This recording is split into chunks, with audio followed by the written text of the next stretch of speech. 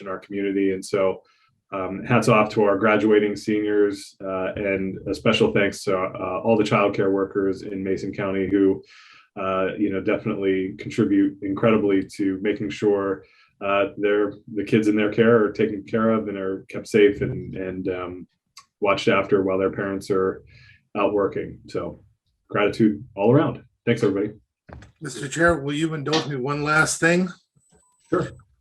In this year, last 2 years, and how crazy it's been, if you would join me just for 1 second. I've never done this all this time, but if you wouldn't mind. God bless you guys.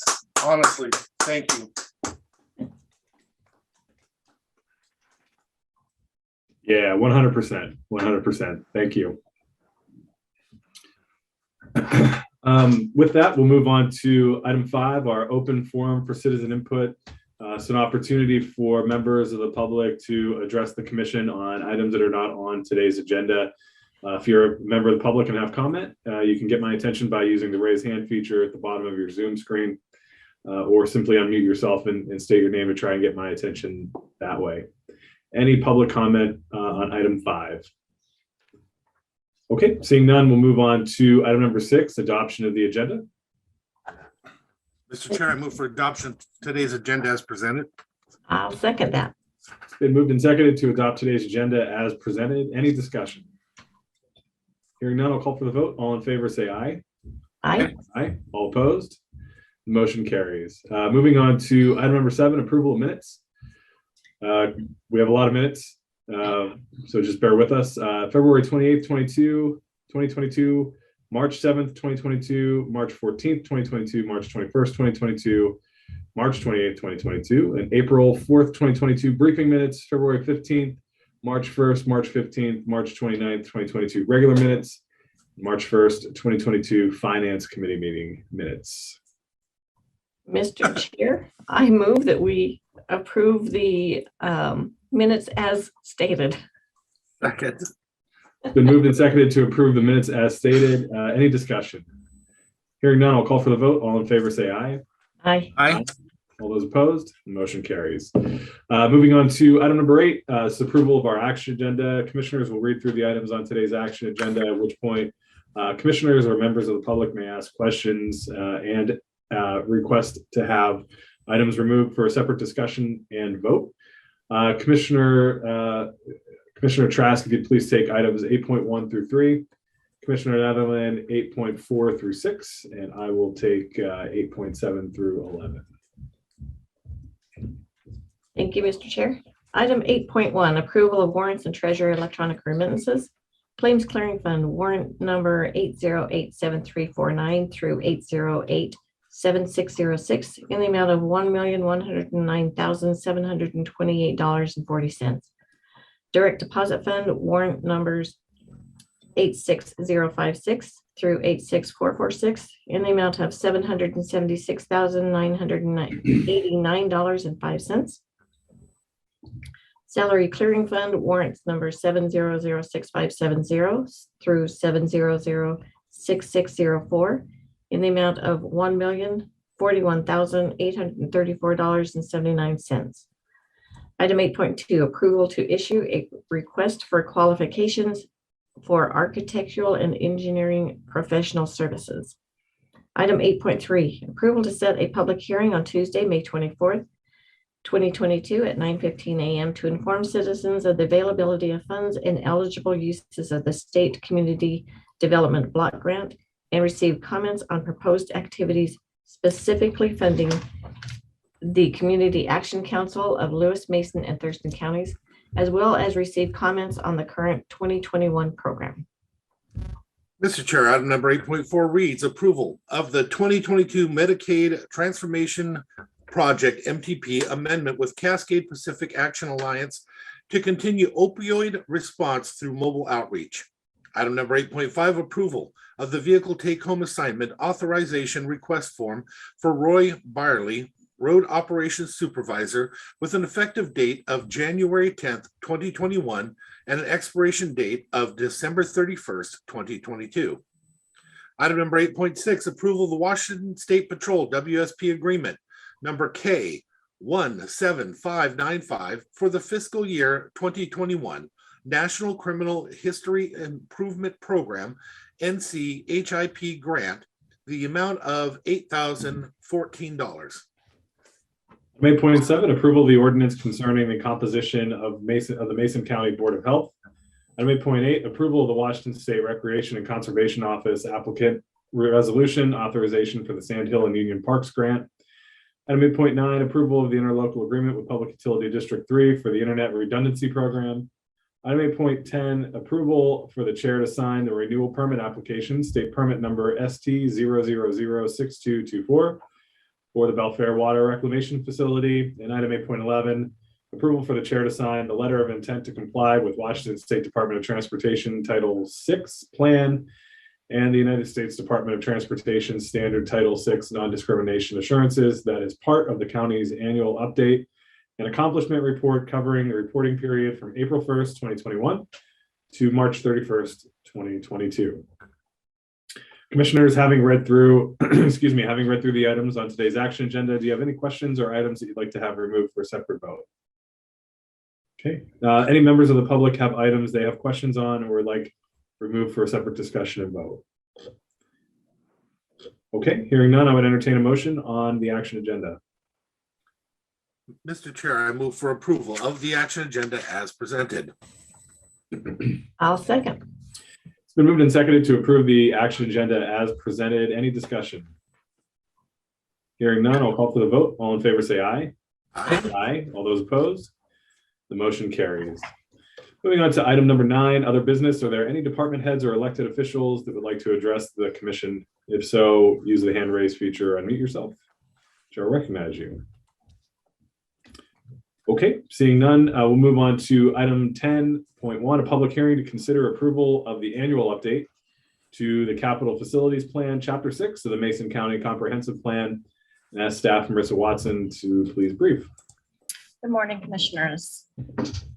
So before you have the annual update of the Capital Facilities Plan, and the Growth Management Act allows us to update this more frequently than other elements of the comprehensive plan, as long as it's concurrent with the adoption or the amendment of the capital budget. So the Planning Advisory Commission had a public hearing on this topic on February 28th.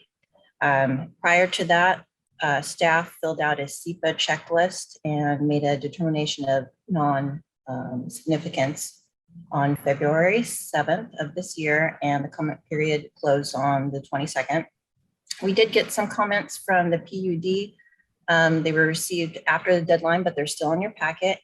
And they were basically to inform the public, any applicants in the county that to give notice that projects, they need to contact a PUD to see what the PUD's capacity and ability to serve the load that they might be needing for their project, and also to ask about rules and regulations regarding the PUD's utility. You have that letter in the packet there. So the current capital facilities plan, we worked with Public Works and the Finance Department, who helped us work with Parks and Rec and facilities to get updated capital facility worksheets.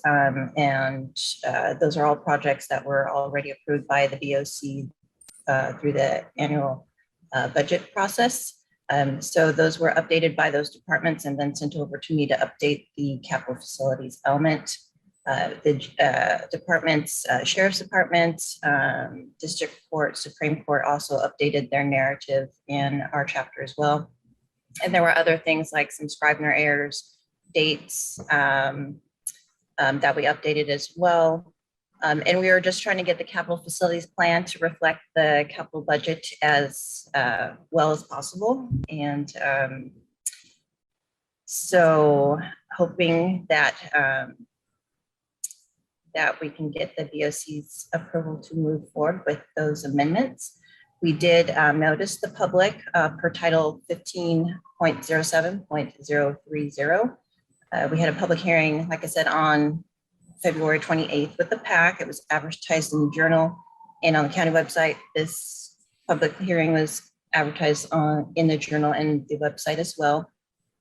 And the Planning Commission and staff is recommending approval of the amendments to the capital facilities plan, and I will hand it over to the BOCC for any questions.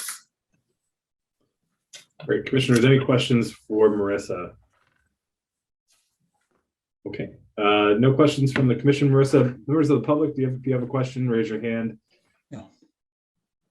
Okay, there are no questions from the public. We'll close the question and answer period and move on to public comment. This is an opportunity for the public to comment on item 10.1. If you'd like to make comment on item 10.1, please raise your hand or just otherwise flag me down. We'll move into public comment. Jeff, I see your hand is raised. Jeff Carey, go ahead with your comments. Thank you, Commissioner. I know it's the 11th hour, 11:30th hour to approve this, and conceptually, I have no problem with moving this through. Just to kind of reflect, over the last 20 years, our capital facilities plan to me has been woefully inadequate. It doesn't help the public really see what's going on. And for example, what I mean by that is when you start looking at some of the appendixes and, like the REIT planning over the next 10 years or so, things are not updated through there. In other words, you'll still show about $1 million going to the North Bay Trail when actually another part is off, 5-8 years later. So there needs to be some reconciling. Also, there needs to be some kind of provision or something that you recognize as changes in your budgets and your revenues, because like in your use excise tax, you're budgeting at 700,000 when you're pulling in $1 million, or in the in the REIT, you were at a whole different number, about I don't know, about 500, at least 500,000 higher. So none of those things seem to be considered in the planning out, how you're going to allocate funds to REIT and to the different projects throughout the county. Other blind spots I see is like, you have this in your facilities, like say for your auditor or assessor or treasurer, you have space requirements, and I don't know if those are valid or not, and I'm not trying to debate it one way or the other, but if they're even close to reasonable, there's no provision anywhere in your capital facilities plan for those spacing, improvements improvements, yes, but not to, if you need 4,000 more feet, there's nothing in that shows that you're going to spend any funds towards, constructing or building or acquiring or doing something to facilitate that.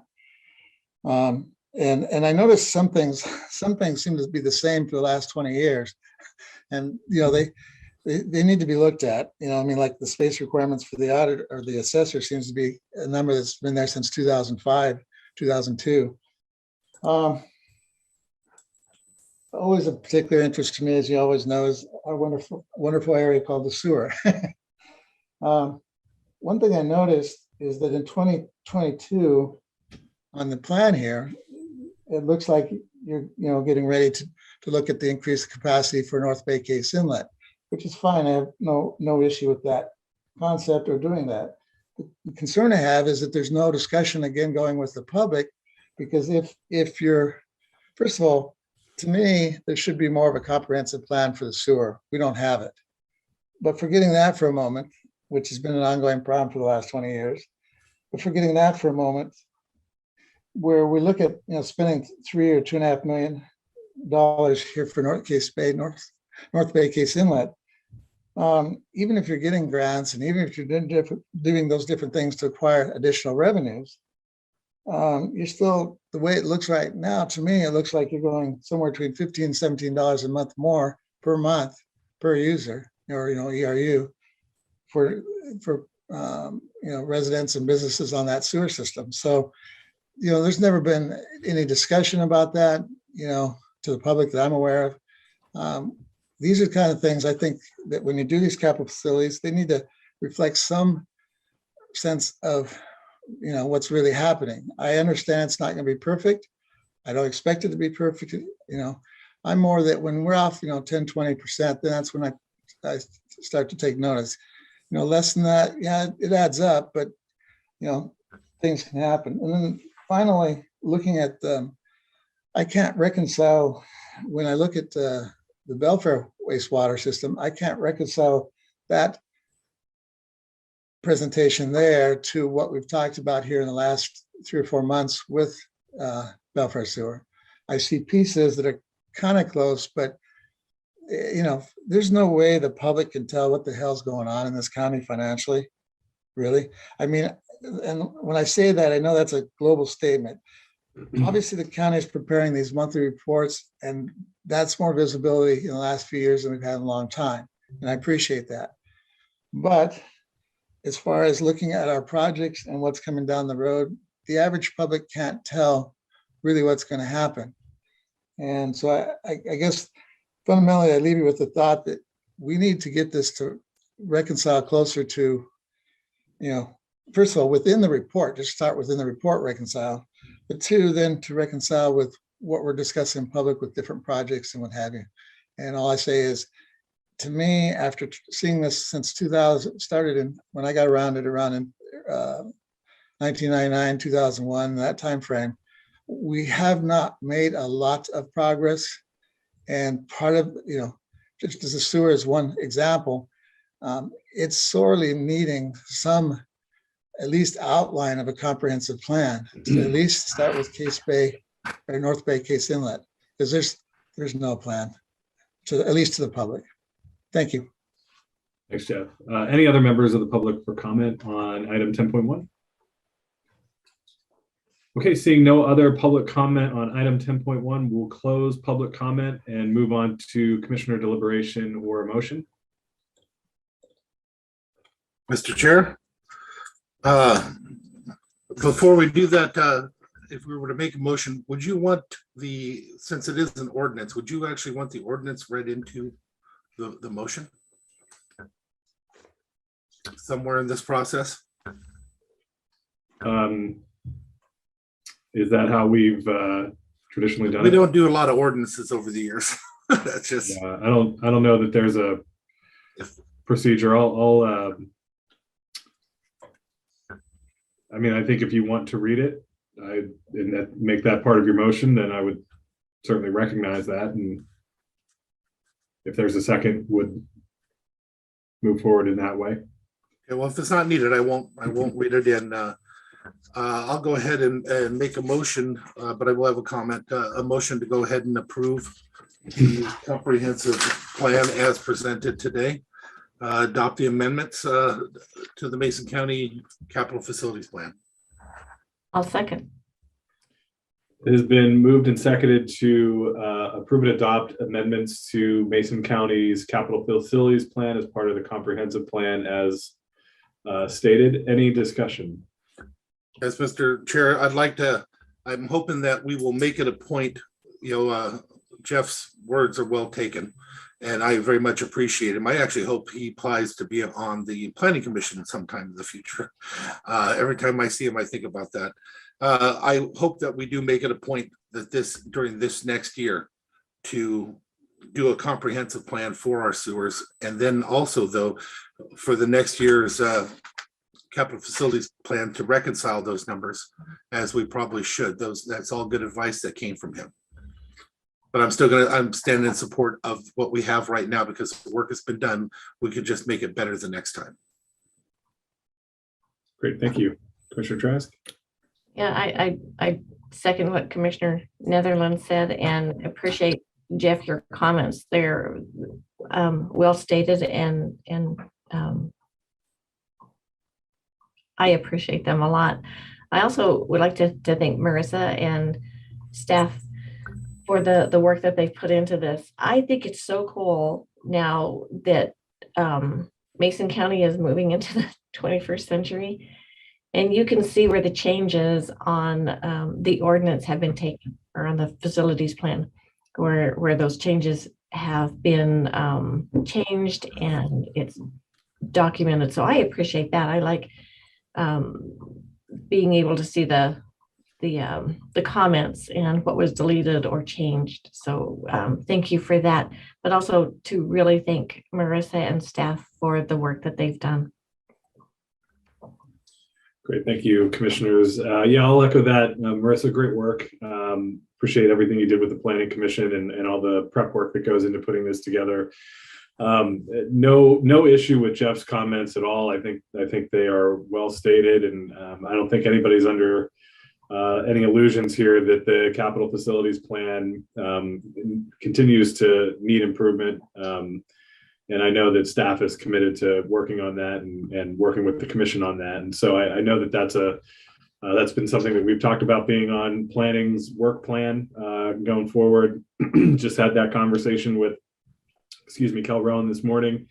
And so it's something that isn't lost on us, and still we find ourselves having to adopt CFP, by law and get that in place. And we'll continue to work on making those improvements over time. So with that, I'll also be supporting the CFP changes that are in front of us today.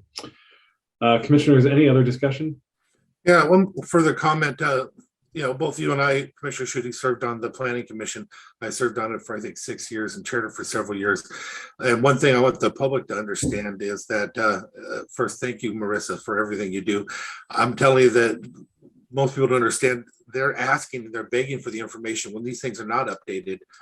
Sometimes it's because they're not providing it to them, and they're asking, they're trying, but there is no leverage for them to make anybody bring them and get them that information. Perhaps in our next year, we can help find a way to leverage that and empower them to be able to get the information they need to get these things updated.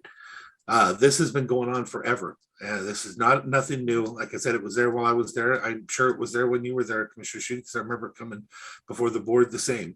Hopefully we find a way to fix that so that Mr. Carey's issues will also be answered on that point as well. But I wanted to point out, again, that is not from lack of trying on staff's part. I know for a fact they have it. I just know for a fact they have no leverage except for just to ask and beg. Hopefully we'll do better. Excellent. If there's no other discussion, I'll call for the vote. All in favor, say aye. Aye. Aye. All those opposed, and the motion carries. With that, we'll close our item 10.1, and we will move on to item 11, our board calendar reports. Commissioner Trask, if you wouldn't mind going first, Commissioner Edelman, and then I'll wrap up. Great, thank you. Now if I can find my calendar. All right, so first, I would like to wish one of our commissioners, Commissioner Schutte, a happy birthday. You can see the decorations behind him, so happy birthday, Kevin. Thank you. Getting old. What was that? Said getting old. Aren't we all? I don't know how old I am in commissioner years, though. I'll have to work on that later. Probably age twice as fast. No kidding. So last Friday, I just wanted to recognize the United Way. They had a dessert and gift fundraiser, and so much fun and so much food and great people there. So I wanted to recognize them and the great job that they did. In the auction, I won a ride with a deputy, so I'm pretty excited about that one. It's cool. So moving on to my calendar, I have Public Works Board traditional committee meeting this afternoon. This afternoon, I think we're all going to the Shelton Civic Center for a COVID recognition ceremony. I will be going as a Turning Point board member, so that's pretty cool. Tomorrow, very important day. It's National Gummy Bear Day. Don't forget. Also had a NACO ARPA meeting. A lunch with Megan and Allie with the Thurston Chamber. We are having a comprehensive salary meeting, Community Action Council board meeting. I have lunch with constituents on Thursday, Pac Mountain Finance Committee meeting, Public Works Board Executive Committee meeting. My mom's birthday is Friday. Happy birthday, Mom in Heaven. Mason County Construction Cohort graduation at the Ridge. That's through Pac Mountain, so I get to represent Pac Mountain there. such an amazing program that they have. 6-week course, and these learning a great skill, so it's something that's needed. Shelton Chamber Gala is Friday night. I'm going golfing with my daughters on Sunday. County briefing, EOC meeting Monday, Wasac virtual assembly meeting, AAA advisory board committee meeting, area agency on aging special meeting. And then I'm driving to Paulsbo for a public works board site tour and board meeting. Patty Case is retiring, so I will be going to her retirement on Friday. Then we get back here on Monday for EOC, county briefing, and Wasac. Okay, so I had a Olympic Regional Clean Air Authority finance meeting. I met with the director of the ARC, Peninsula Regional Transportation Executive Board meeting. Then I also had the ORCA board meeting, Wasac virtuals, Union City dinner, Peninsula Regional Transportation Organization regular meeting. We all attended Paige's retirement. Working with the North Mason Church, showed up for their inspections and trying to help them through some issues that they're having there. Mason County Housing Authority briefings, Mason Transit Authority, North Mason Chamber of Commerce meeting, candidates with, or lunch with candidates for 35th. North Mason High School fundraiser. There's issues going on between the Humane Society and North Mason School District. They called me in to help work with them on that. Got a lunch coming up with a development group that I have no idea what their plans are, but they've asked if they could meet with me, so I will. We have our COVID recognition that we will all be attending, regular briefings. It looks like I have a port meeting, Wasac virtual again, the law enforcement firefighters meeting, and I will also be attending the Patty Case retirement. Great, thanks, commissioners. Following today's meeting, have a meeting with MACECOM ahead of the public health volunteer recognition event. Have a meeting with Clara Robbins from the Shelton YMCA. Also be attending the North Mason Chamber lunch, the sheriff's breakfast. Have a meeting with Kelly Kohout from the Salmon Enhancement Group Board. Also a meeting with a couple of candidates running for office that are happening off campus. Have a meeting to discuss curb funding opportunities with the EDC. Also have a meeting with, excuse me, the BHASO and Dennis Neal from Northwest Resources. Have an update on the housing needs assessment that's happening here with the county.